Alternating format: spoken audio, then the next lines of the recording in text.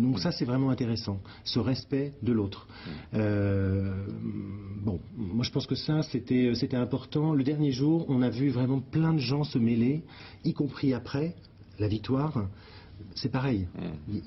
On n'a pas fêté ensemble à la victoire, mais il y avait discussion, c'était très animé. C'est une émotion très contenue en fait finalement qu'il y a eu de la part des Américains. Exactement. Ouais. Exactement. On était sur Times Square, donc au cœur de New York, hein, au moment de l'annonce des résultats.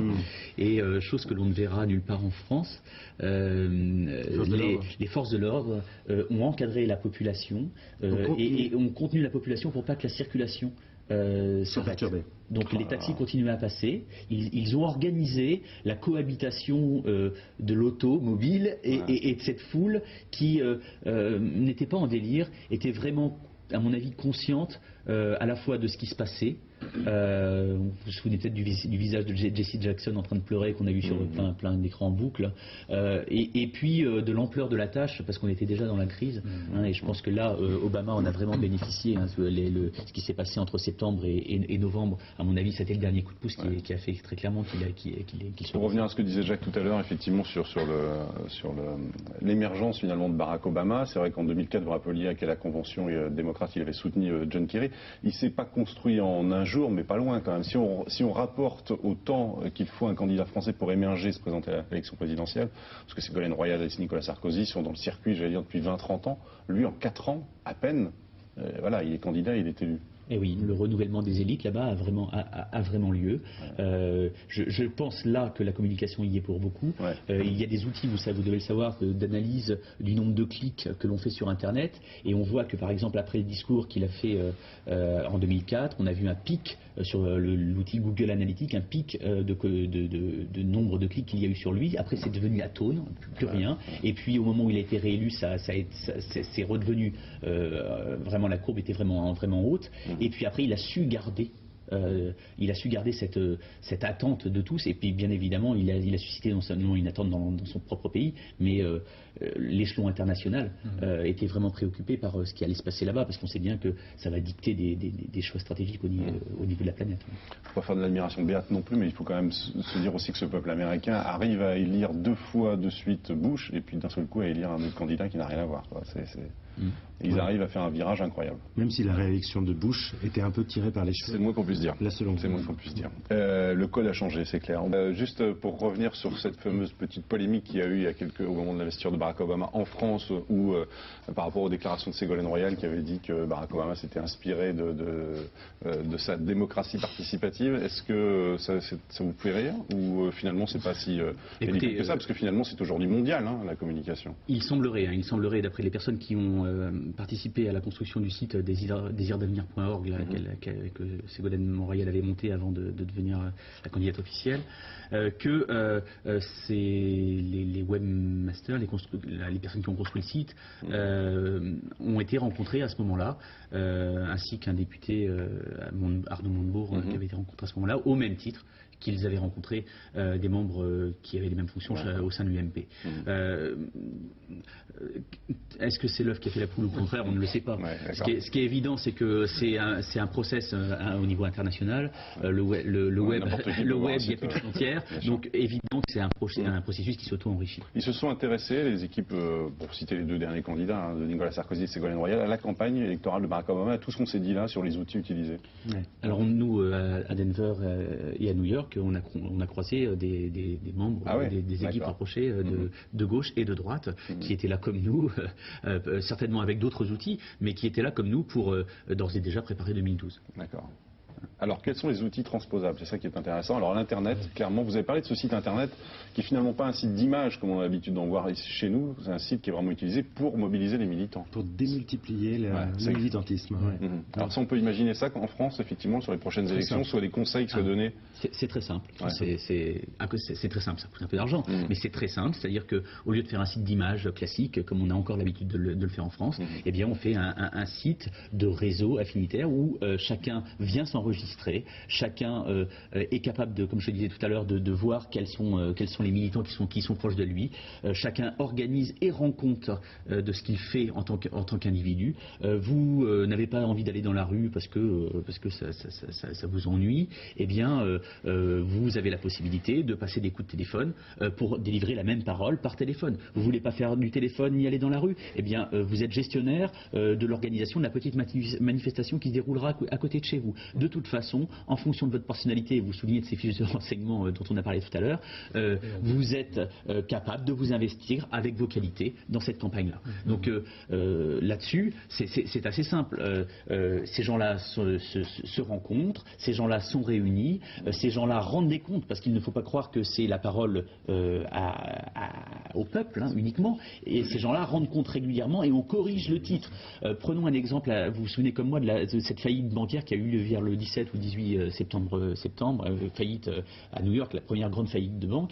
Eh bien, le soir même, Obama a arrêté avec une dizaine de personnes, grands économistes aux États-Unis, la position qu'il allait prendre vis-à-vis de ce crash bancaire. À l'époque, John McCain sort la situation des États-Unis n'est pas catastrophique, et ça a été, à mon avis, un des tournants forts de la campagne. Lui prend une toute autre posture. Quelques instants après, via tous les outils que nous connaissons aujourd'hui, au plus profond du Wisconsin, on savait quelle posture il fallait adopter quand on allait rencontrer les gens. Ah ouais, alors reste une question, si on parle de la transposition, c'est que d'accord, on se dit que les outils sont faciles à transposer de l'un et de l'autre, mais Stéphane l'a dit tout à l'heure, Ségolène Royal, Nicolas Sarkozy, François Bayrou et d'autres ont 30 ans de vie politique derrière eux. Est-ce que ça peut marcher, si je fais un peu de projection, et si je parle aux communicants que vous êtes, avec ces hommes-là pour demain? Moi justement, je ne pense pas que ça puisse marcher, parce que justement, aux États-Unis, on a ce système de désignation des candidats qui permet à n'importe lequel d'entre eux, surtout celui qui n'a pas d'antériorité politique, de pouvoir être sur le devant de la scène et de faire jeu égal, entre guillemets, avec d'autres candidats. Aujourd'hui, ici, le poids des partis fait que c'est très calfeutré, tout se passe à l'intérieur de l'UMP, du PS, pour adouber un candidat. Il n'y a pas vraiment de primaire. Est-ce que nous, Français, on est capable de se laisser ficher, d'aller frapper à la porte de nos voisins, ou même sur Internet où on est discret, voilà, de se rendre compte ou de dire moi je suis tel parti et je fais ça? Rien ne l'empêche. Je vois pas trop les Français le faire actuellement. Aujourd'hui, ça existe. Vous prenez, c'est vrai, ces sites, réseaux sociaux, on est complètement fliqué, fiché. On met à nu sa vie privée. Donc que ce soit législativement parlant, rien n'empêche qu'un parti politique puisse se prêter à ça. Et quand je dis un parti politique, c'est aussi avant tout un candidat. Alors vous qui travaillez plutôt avec des élus locaux, des collectivités, des élus en direct, qu'est-ce que vous pouvez leur conseiller à leur échelle par rapport à ce que vous avez vu au niveau de Barack Obama? Question difficile. Non mais c'est ça. Enfin, non mais attendez, faut pas se voiler la face. Si on a entrepris cette démarche, Laurent et moi-même, c'est que en 2007, on a suivi des cantonales, on a suivi des législatives, on a suivi des élections municipales, et toutes les personnes pour lesquelles on a pu bosser étaient avides de nouveaux outils, c'est-à-dire qu'ils sentent eux aussi le vent du changement. Pour répondre à la question précédente, Nicolas Sarkozy nous a fait le coup de la rupture alors qu'il était un apparatchik depuis des années et des années. On ne le fera pas deux fois en France. C'est-à-dire que lui a eu un discours et une posture qui était tout autre que celle qu'il avait. Il était encore au gouvernement, il a fait le coup de la rupture. Je pense qu'une fois ça marche, deux fois ça ne marchera pas. Donc je vais tout à fait dans le sens de Laurent par rapport à cela. Alors qu'est-ce que l'on peut faire? Eh bien la réponse est assez simple. Sur des municipales, ils le font déjà. Nous, les rares candidats pour lesquels on a travaillé sur les municipales, on les a incités à faire du porte-à-porte, à aller retourner une fois, deux fois si possible, rencontrer les gens. La plupart du temps, ne pas y aller seul, y aller avec d'autres candidats, se faire accompagner. Et ceux qui l'ont fait, ça a marché. Donc le coup après, c'est quand on passe à un stade supérieur et qu'on doit arroser une circonscription, le territoire est beaucoup plus vaste. Et à ce moment-là, il faut imaginer des outils pour pouvoir démultiplier les choses. Les outils, c'est quoi? On est capable de se ficher aujourd'hui sur Mythique pour rencontrer l'âme sœur. Eh bien, pourquoi pas le faire autrement? Pourquoi pas le faire dans un souci politique? Il y a des outils affinitaires professionnels. Il y a des outils, vous avez tous un portable et vous recevez des SMS. Il y a toute une tripotée d'outils qui permettent de mettre le candidat en lien direct avec son électorat. C'est bien parce que vous avez beaucoup de travail pour les prochaines années en fait. Eh oui. C'est une bonne nouvelle pour vous. C'est une bonne nouvelle, on espère pour vous. On va se présenter aux prochaines élections.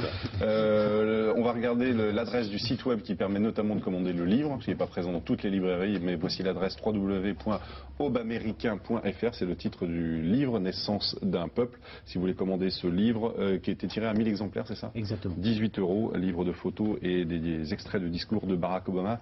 Alors ce n'est pas un coup d'essai parce que vous allez sans doute essayer d'aller en Iran, je crois, pour les prochaines élections, au Brésil peut-être aussi. Le 12 juin pour l'Iran, donc c'est sûr, l'Iran. Un peu avant. D'accord. Ouais. Gros votants en Iran, 45 millions de votants, principalement des jeunes. Ça nous paraissait intéressant de faire ce parallèle entre les États-Unis puis après l'Iran et puis ensuite le Chili fin d'année, le Brésil en 2010. Très bien, ça va vous faire plein d'occasions de revenir nous voir. Vous serez les bienvenus. Merci beaucoup, merci à vous d'être venus sur le plateau, merci à Hervé et Jacques, merci à vous de nous avoir suivis. Passez une très bonne fin de semaine et on se retrouve lundi pour la grande émission. Au revoir.